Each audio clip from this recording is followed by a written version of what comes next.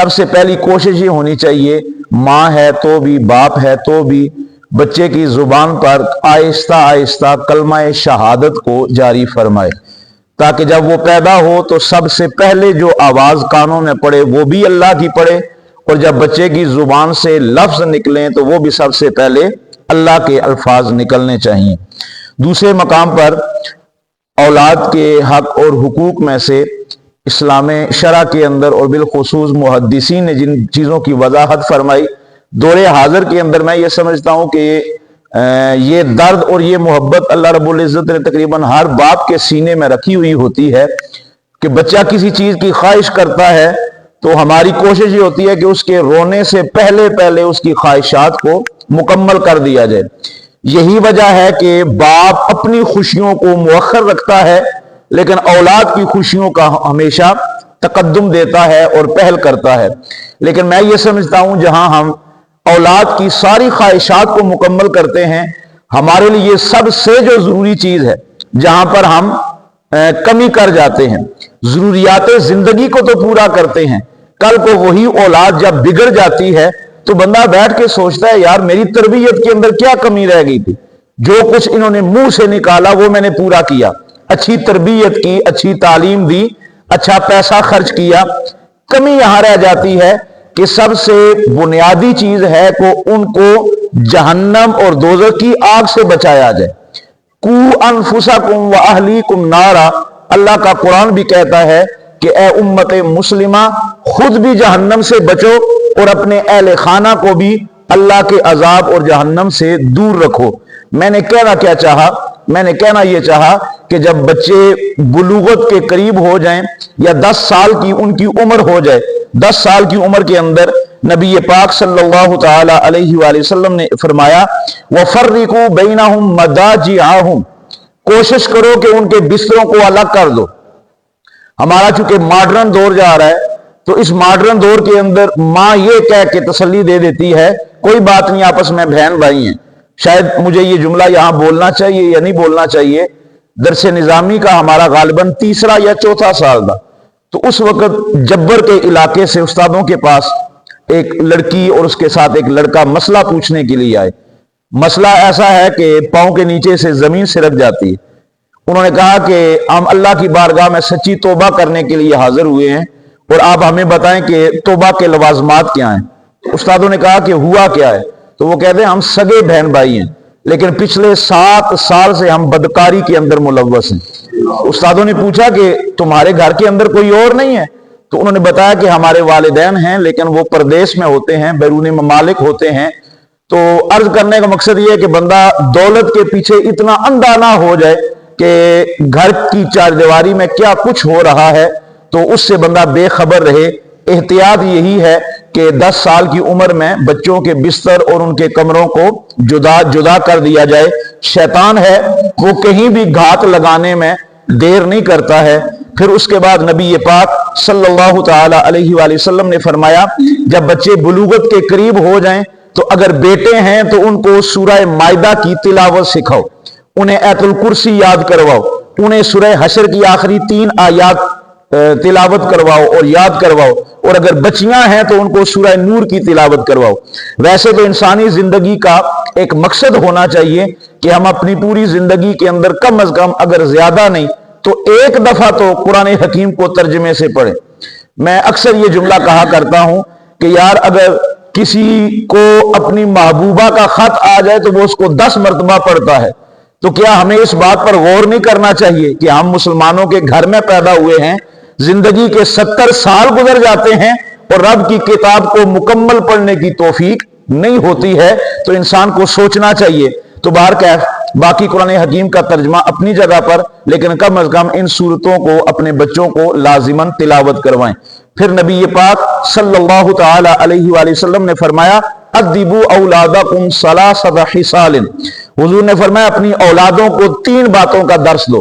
سب سے پہلی بات کہ ان کے سینوں کے اندر اپنے رب کا خوف ڈالو، اللہ کی خشیت ڈالو۔ جس دن وہ رب سے ڈر گئے اس دن سمجھو وہ بندہ مومن بن جائیں گے۔ اللہ کا خوف بندہ مومن کے لیے سب سے بڑا ہتھیار ہوتا ہے، اور اس کا طریقہ کار کیا ہوتا ہے کہ والدین کا رویہ ایسا ہونا چاہیے ताकि बच्चों को भी महसूस हो कि ये सिर्फ कहने की हद तक नहीं है, अमली तौर पर हमारे माँ बाप भी डरते हैं। अगर फर्ज करें माँ बाप भी खुर्द बुर्द के अंदर मिलावट करते हैं, अगर दूध के अंदर पानी मिला रहे हैं, बातों के अंदर झूठ बोल रहे हैं, बच्चों को चोरी की तरगीब दे रहे हैं, घर के अंदर गीबत की तरगीब दे रहे हैं, तो बच्चे तो यही समझेंगे कि जब हमारे माँ बाप नहीं डरते तो हमें डरने की क्या जरूरत है। तो उसके लिए बेहतर अमल यह है कि गाहे बगाए कोई ना कोई बात ऐसी जिस बात को सुन के उनके सीनों के अंदर अल्लाह का डर, अल्लाह की खशियत और मालिक का खौफ पैदा हो, ऐसी बातों का एहतिमाम किया जाए। दूसरे मकाम पर हुजूर ने इरशाद फरमाया, अपने बच्चों के सीनों के अंदर अपने नबी की मोहब्बत पैदा करो। और हमारे असलाफ, हमारे बुजुर्ग लोग, हमारे वालिदैन इस बात का गाहे बगाहे एहतिमाम किया करते थे। दौरे हाजिर के अंदर मैं यही कहूंगा कि सबसे अच्छी दर्सगाह हमारे लिए, आम तौर पर तो हमें वक्त नहीं मिलता, लेकिन कम अज कम जुमे वाले दिन हम इस बात का एहतिमाम करें कि खुद भी खुतबा जुमा के अंदर जल्दी करें, अपनी औलादों को लेकर आएं। बसा औकात वो अल्फाज जो माँ बाप अपनी औलाद को नहीं कह सकते, चले वो मस्जिद के खतीब के हवाले से, मस्जिद के इमाम के हवाले से, दोस्त अहबाब के हवाले से वो पैगाम कम अज कम बच्चों के कानों तक लाजिमन पहुंचाया जाए। तो घरों के अंदर भी अगर हर रोज नहीं तो कम अज कम हफ्ते के बाद, जुमेरात वाले दिन, सोमवार वाले दिन, महीने के बाद जब कभी भी इत्तेफाक हो, खाना टेबल पर सजा दिया जाए तो बच्चों को, घर वालों को सिर्फ इतना कह दिया जाए कि 2 मिनट के लिए अपने नबी की जात पर हम दुरूद पढ़ते हैं, उसके बाद खाना शुरू करेंगे। तो उससे ला फित्री तौर पर बच्चों के जहनों के अंदर, उनके सीनों के अंदर अपने नबी पाक सल्लल्लाहु ताला अलैहि वसल्लम का प्यार पैदा होता है। तीसरे मकाम पर हुजूर ने इरशाद फरमाया कि उनको कुरान के करीब करो, किताबुल्लाह का दर्स दो। और चौथे मकाम पर हुजूर ने फरमाया कि अपनी औलादों को अहले बैत की इज्जत सिखाओ, उनका मकाम सिखाओ, उनका मनसब सिखाओ, और बिलखुसूस अपनी औलाद को लुकमाए हलाल खिलाने की कोशिश करो। नबी पाक सल्लल्लाहु ताला अलैहि वसल्लम मस्जिद नबवी में तशरीफ फरमाए तो माले गनीमत में से या दाएं बाएं से किसी ने सदके का माल भेजा, तो खजूरों का ढेर लगा हुआ था।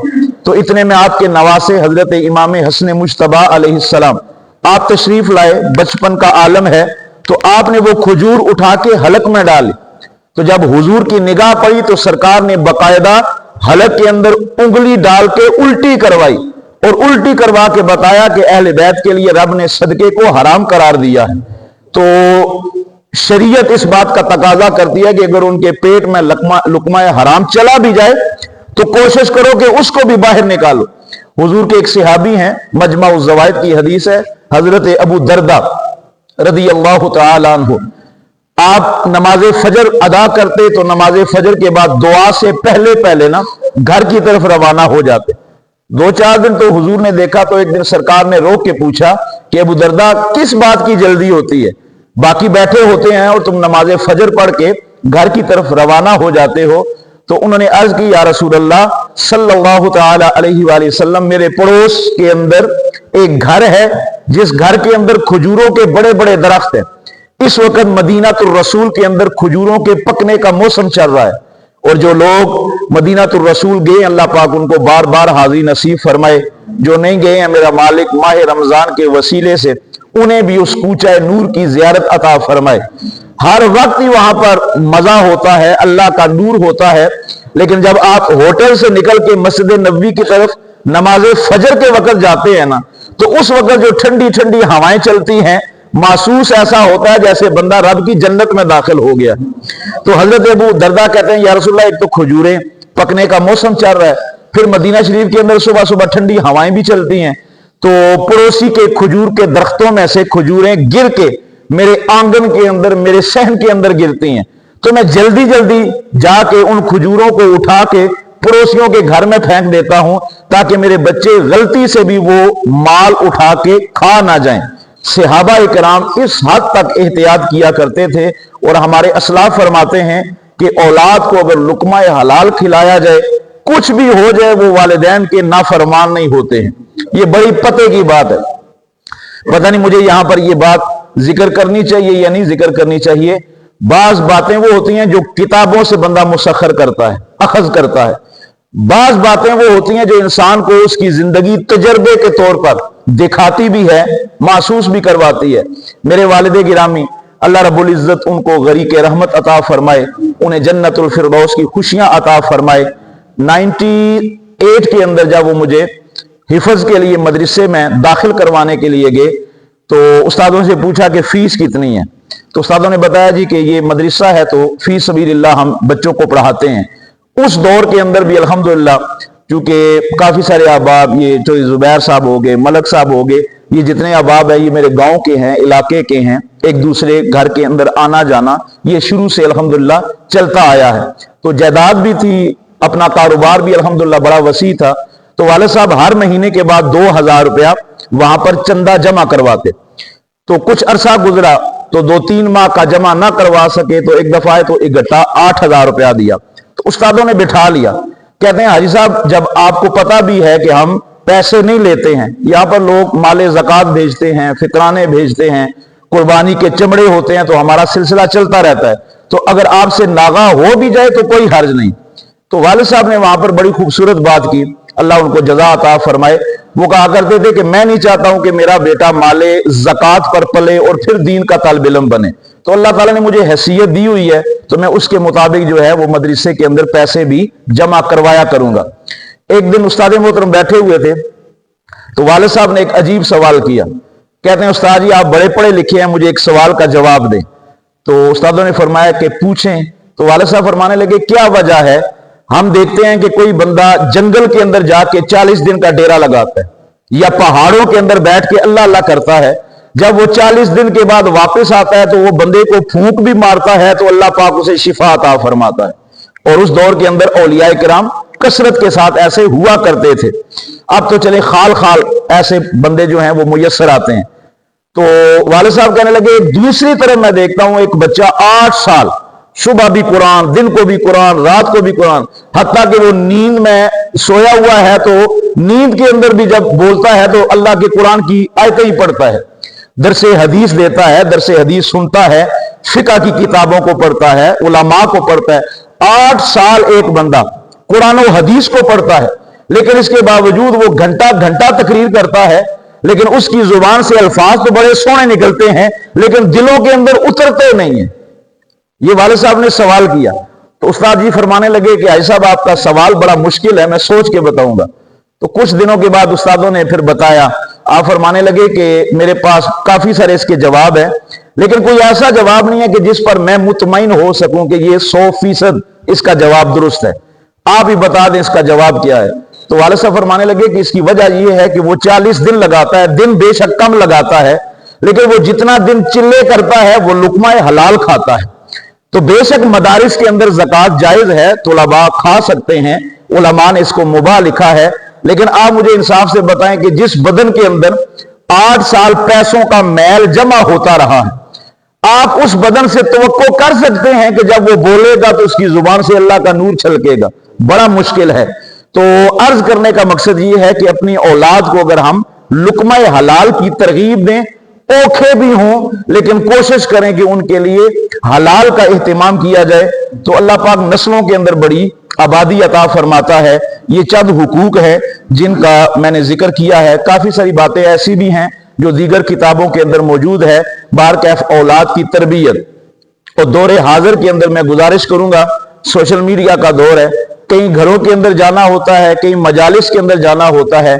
यकीन करें, माँ है तो वो फोन उठा के एक कोने में बैठी हुई है, बाप है तो वो फोन उठा के एक कोने में बैठा हुआ है, घर के अंदर 5 बच्चे हैं तो सब ने अपने अपने फोन रखे हुए हैं और सारे मोबाइल के अंदर गुम हैं। ये बात याद रखें, अगर आज आप अपनी औलादों को टाइम नहीं देंगे ना तो कल बुढ़ापे के वक्त उन्होंने भी आपके पास आकर नहीं बैठना है, क्योंकि उनकी तरबियत गलत हुई है। हमारे दौर के अंदर आज से 20-30 साल पीछे चले जाएं तो आप जानते हैं कि रात को वालिदैन अपने बच्चों को बिठाकर आधा घंटा घंटा तरबियत किया करते थे। यही वजह थी कि वो लोग कम पड़े हुए थे, लेकिन उनकी तरबियतों की वजह से औलादों को अल्लाह पाक बड़ी बरकतें अता फरमाता था। तो 24 घंटों में से कम अज कम आधा घंटा अपनी औलाद के लिए मुख्तस किया करें, उनको पास बिठाया करें, उनको अपना उन्स दें, अपनी मोहब्बत दें। अपनी तरबियत सिखाएं, क्योंकि किताबों से मैं समझता हूं वो इल्म इतनी मजबूती के साथ नहीं मिलता है जो वालिदैन की तरबियत की वजह से मिलता है। तो ये हमारे अपने हाथों के लगे हुए फल और पौधे हैं। आज हम इनको जितना सैराब करेंगे, अल्लाह रब्बुल इज्जत उनको उतनी ही बरकतें और रहमतें अता फरमाएगा।